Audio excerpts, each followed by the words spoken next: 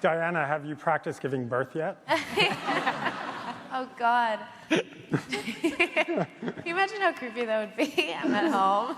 I mean, I do have a puppy now, so that's a baby. That's creepy. That's a baby. But no.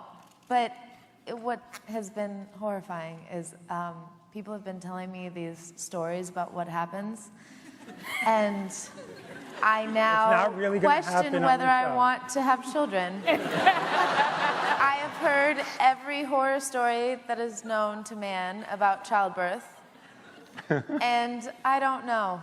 I don't know. Jonathan, how did they embrace you? You were the newcomer. You're the newbie. Forgive me, I do have to point out Leah Michelle not being here. I totally forgot about that. Unfortunately, she couldn't be here tonight, but she does send her love, and thank you for all the support. Again, I apologize for that. And you reminded me, because obviously, you're buddies. We're buddies, we're totally buddies. I guess you don't know really what to expect when you come on to a show, especially a show that's been as successful and such a phenomenon as this one. You don't know what you're going to deal with as far as like on-set drama and ego and attitude. But the thing about it was everyone on this show is so hardworking and genuine and passionate and has their feet so firmly connected to the ground that it was so inspiring to come into this company and feel totally embraced and know that like this huge, in the middle of this huge perfect storm of this phenomenon of the show is a group of people that are just like so humble and down to earth. God, we have a full time. He obviously hasn't worked too much with us. No. Keep dreaming, kiddo. Yep. Where's Puck's Mohawk? The Twitter world. All we will say is that Puck is in an episode trying out a new look. So do you like this or yeah?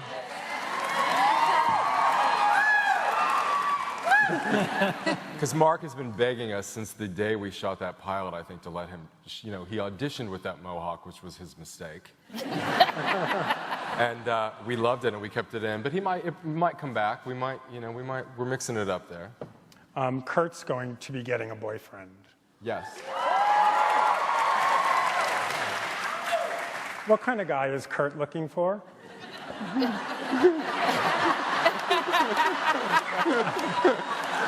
I'd like to know too. Well, it's a very sweet thing about that character, because that character and his father, that Yes.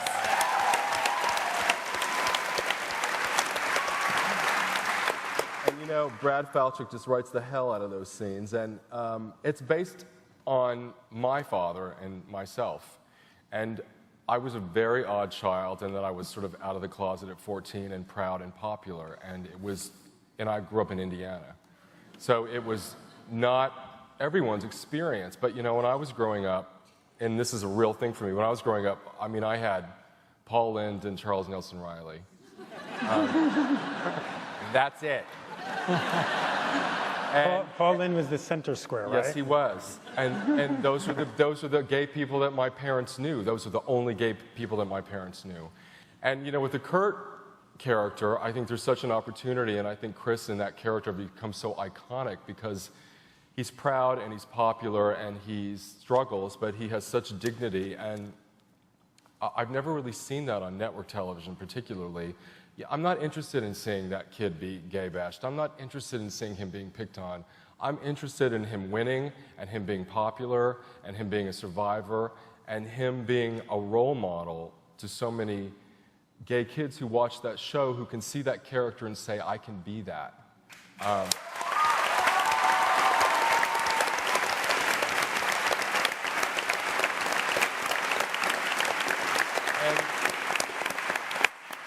And I didn't have that, so that's very important to me. I mean, he certainly struggles, but yeah, he's going to have a boyfriend who's going to be very different, but I think equally as fabulous and equally as, and I want them to become the power couple of the school, and they will be. That's what I want. All I ask is that I'm the better looking of the two. And speaking about gays that aren't on the show yet, Rachel's fathers. Will we ever see them? I don't know. Brad and I talk about that all the time. Not this season. Not this season. We've never met them. I think that's a great surprise. I think you want to hold that a little bit.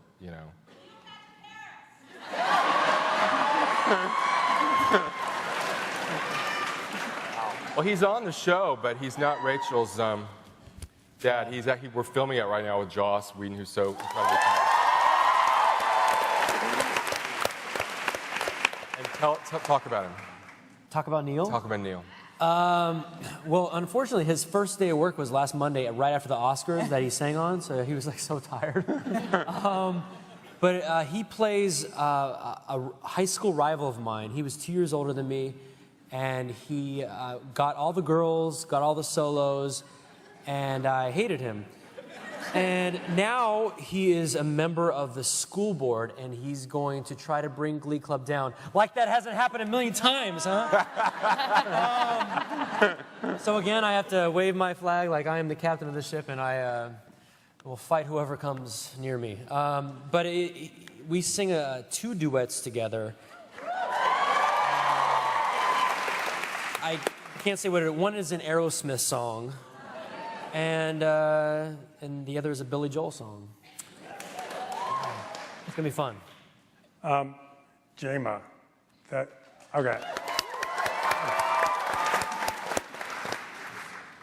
I watched the episode at home, and when he breaks up with you, man, where did you go?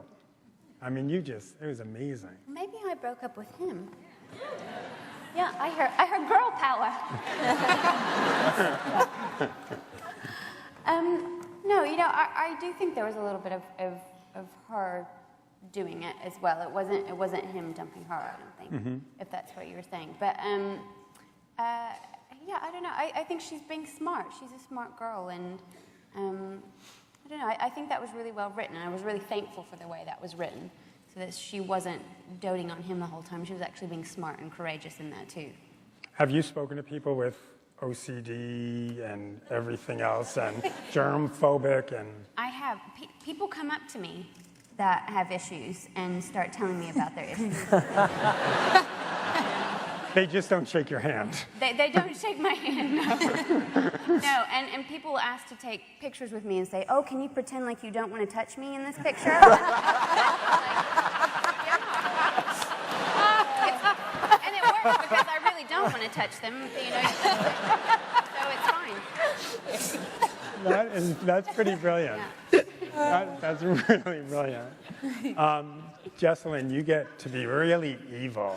That was very like Joan Crawford, Betty Davis, when she just like appears. And you are evil.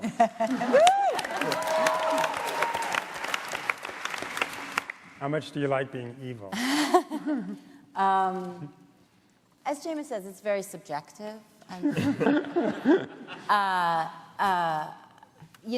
have Ryan to thank for launching my career of evil, and I'll make a meal out of any evil moment. I absolutely adore it. It's as fun as it looks. Yeah. But I mean, that's the fun thing about Jane and Jesselyn. Those parts could, in lesser hands, be completely gorgons. But what we really try and do in the writing, particularly, is with Jesselyn's character, we have some great stuff coming up where and we've done it with Jane to great effect, where you really see damage that makes someone hard, and you see a vulnerability. And I think they're both so talented, and they do such a great job with it. And it's hard to be on a show that is so optimistic and be the dark force, and not, for the most part, get to join in the song and dance. But the show would not be what it is without it, I think. That's always, to me, been the great fun of the show, is it's that, and then it has the snark, it has the dark, so it's for kids, it's for their parents. I think it sort of links everything together.